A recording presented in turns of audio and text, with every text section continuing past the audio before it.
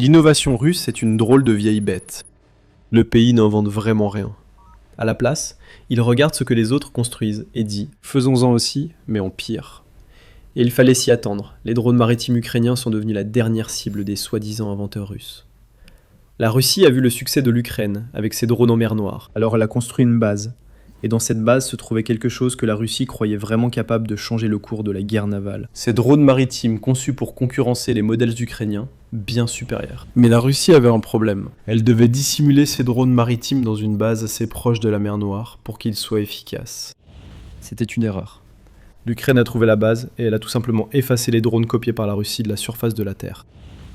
Blotti, près de la localité d'Yevpatoria, se trouve Snezhna. Ce n'est sûrement pas la plus impressionnante base navale russe de la Crimée volée. Sébastopol est bien plus grande et était jusqu'à récemment la base d'attache de la redoutée flotte de la mer Noire. Cependant, Snezhna est cruciale car elle dissimule quelque chose d'essentiel pour la Russie.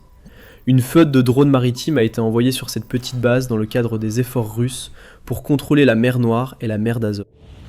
La Russie veut copier la stratégie de l'Ukraine.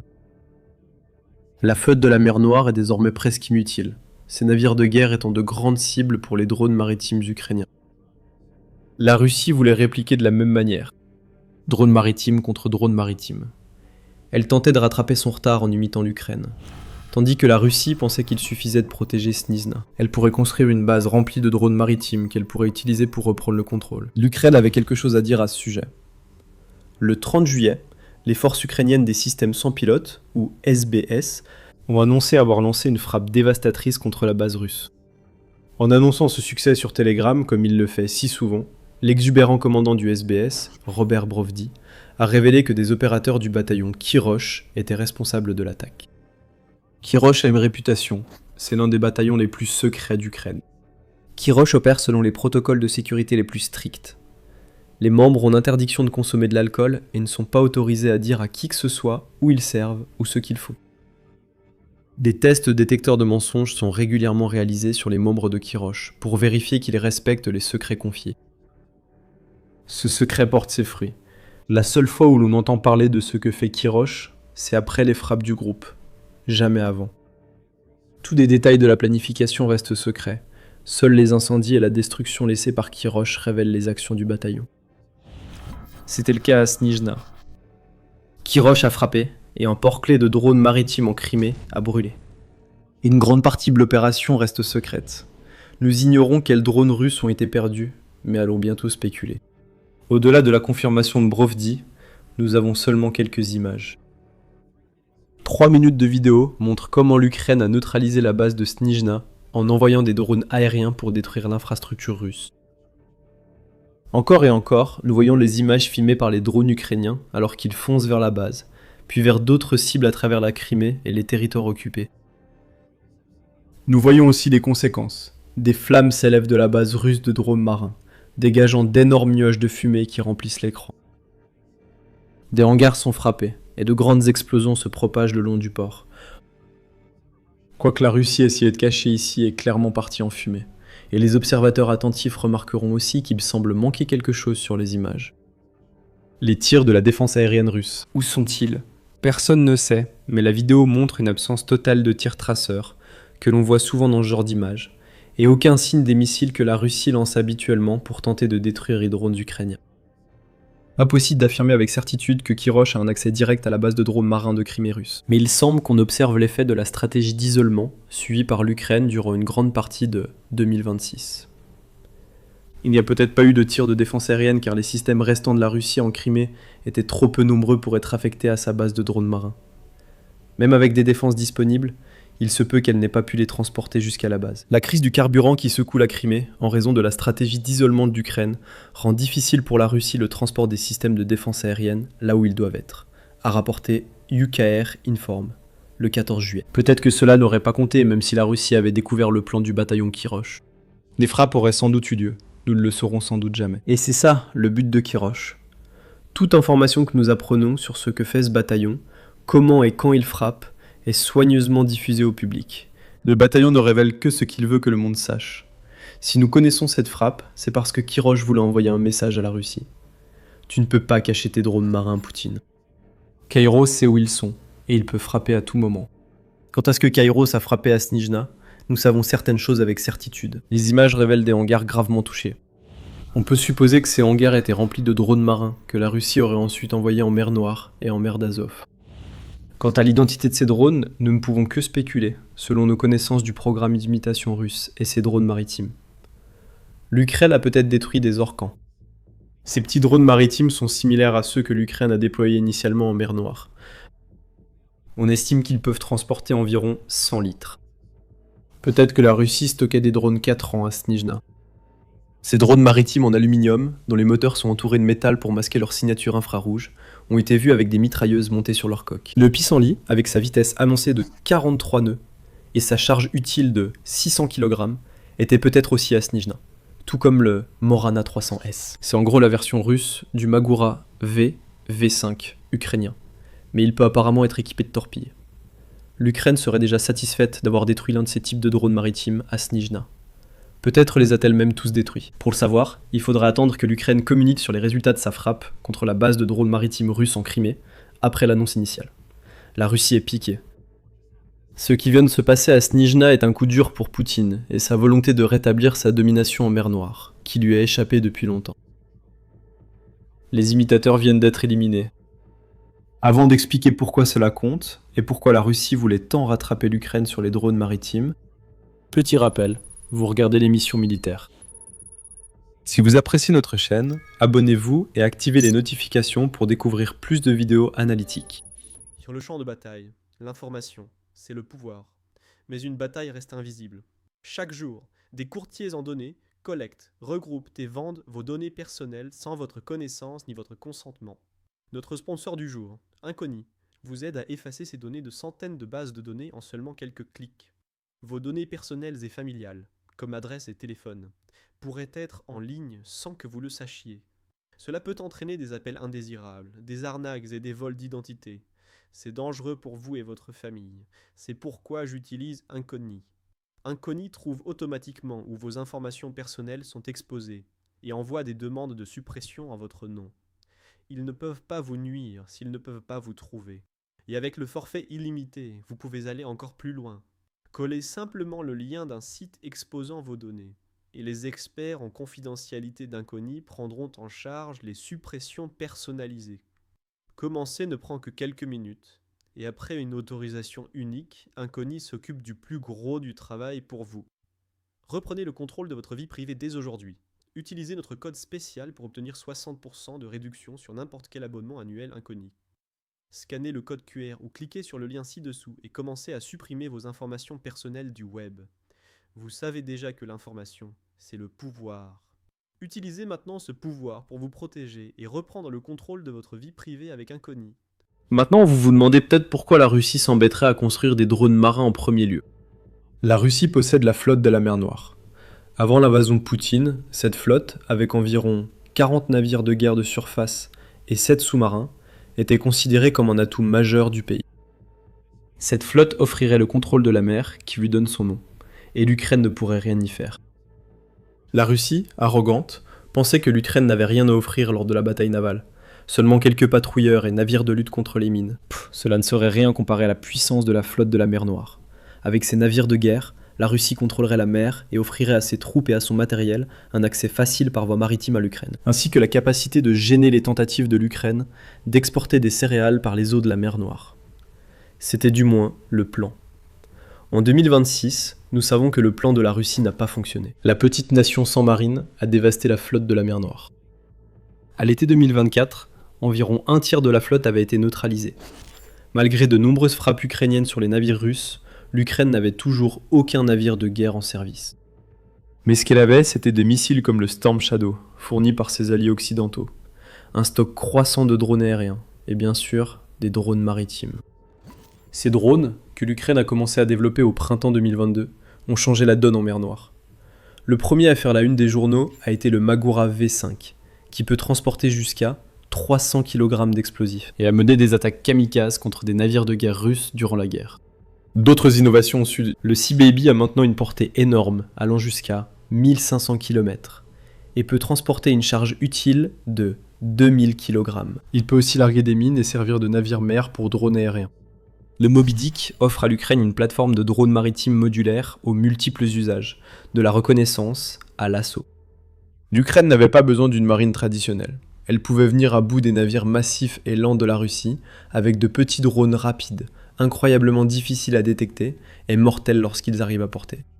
Les drones maritimes ukrainiens ont pris le dessus sur la flotte de la mer Noire, forçant son retrait de sa base. Les navires de guerre russes sont désormais rares en mer Noire et en mer d'Azov. Toute la stratégie navale de la Russie a été bouleversée, et c'est entièrement dû à la maîtrise par l'Ukraine d'une approche asymétrique centrée sur les drones maritimes.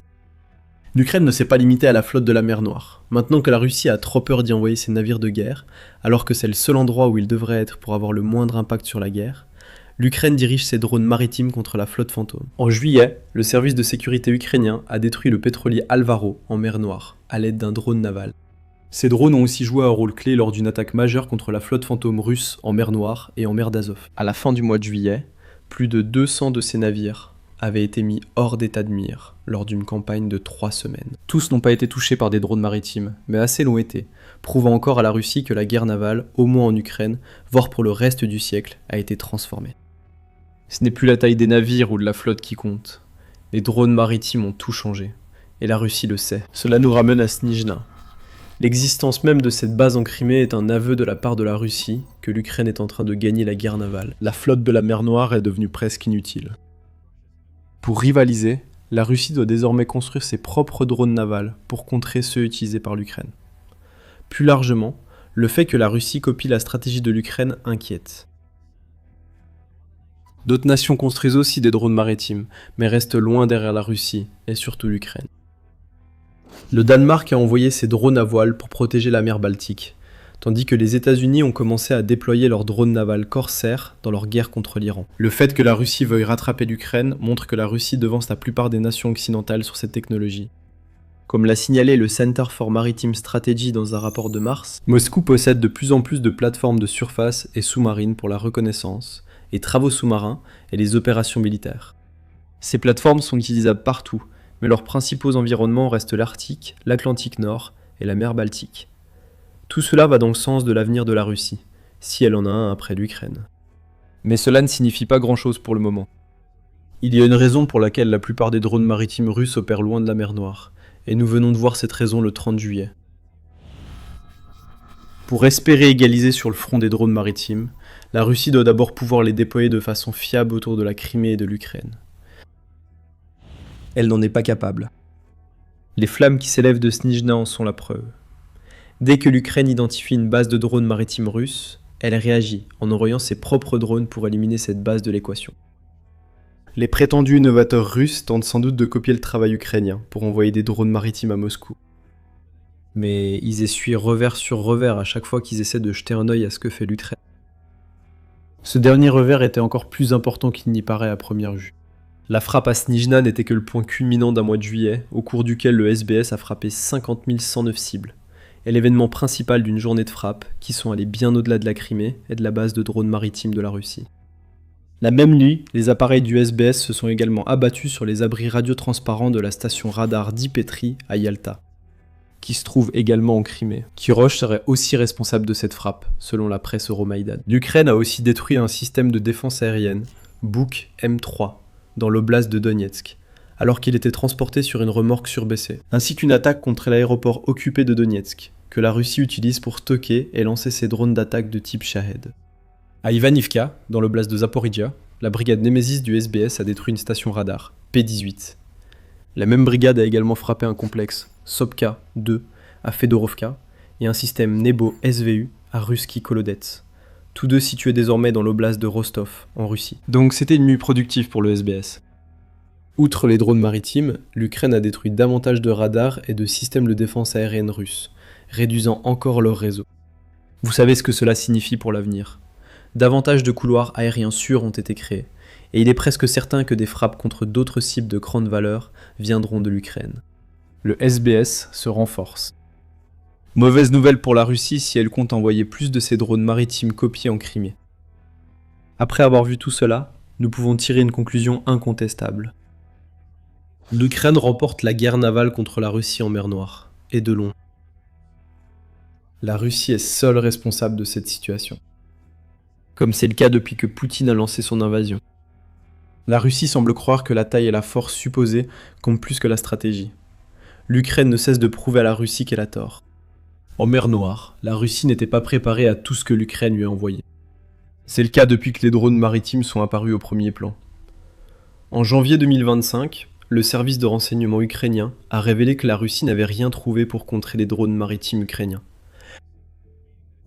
Cela signifie que leur unique défense était de tirer sur les drones à condition de les repérer à temps. Ils se protègent surtout contre les attaques directes des drones maritimes.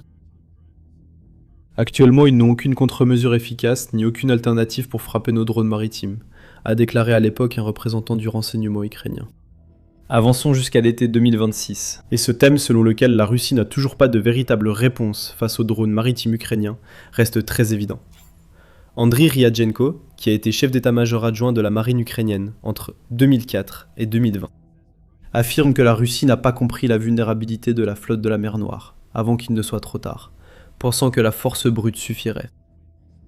Ce qu'elle n'avait pas pris en compte, c'est que toute sa flotte était essentiellement piégée en mer Noire. Nous avons assisté au moment Rorschach de l'Ukraine. L'Ukraine n'était pas piégée en mer Noire avec la Russie, c'était la Russie qui l'était avec l'Ukraine, et sa brillante stratégie asymétrique. La stratégie reposait sur le déploiement d'une force si massive qu'elle submergerait effectivement l'adversaire et atteindrait ses objectifs.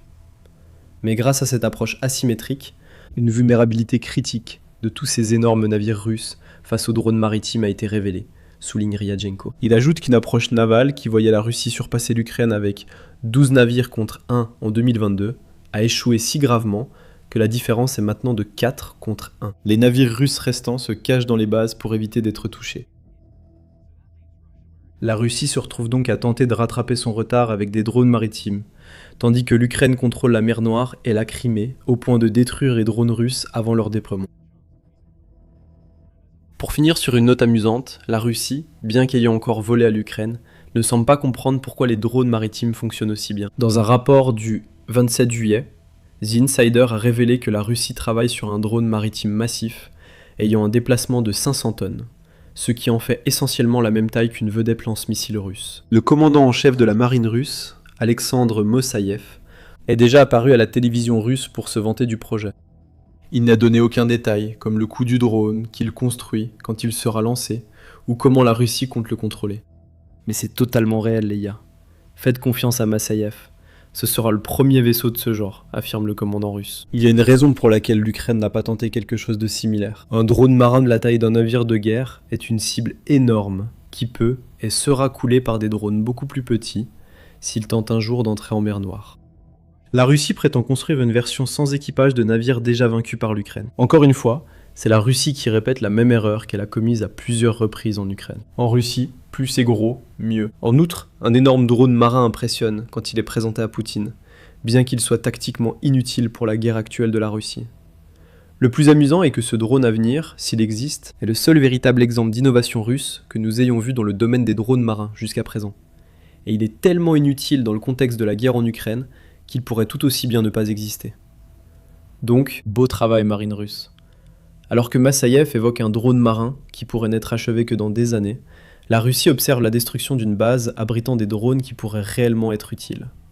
Kirotch frappe encore. L'avantage majeur de l'Ukraine en drone maritime en mer Noire persiste. Cet avantage permet d'isoler la Crimée. La situation de la Russie dans la péninsule annexée illégalement est mauvaise, vraiment mauvaise. La plus grande victoire géopolitique de Poutine est devenue un boulet autour de son cou, le traînant dans des eaux profondes qui finiront par le noyer. La Russie est sur le point de perdre la Crimée. Découvrez comment et pourquoi dans notre vidéo. Et si vous avez apprécié cette vidéo, nous en avons beaucoup d'autres qui vous attendent, et bien d'autres à venir. Abonnez-vous dès aujourd'hui à l'émission militaire pour ne rien manquer de notre couverture de la guerre en Ukraine. Merci de nous regarder.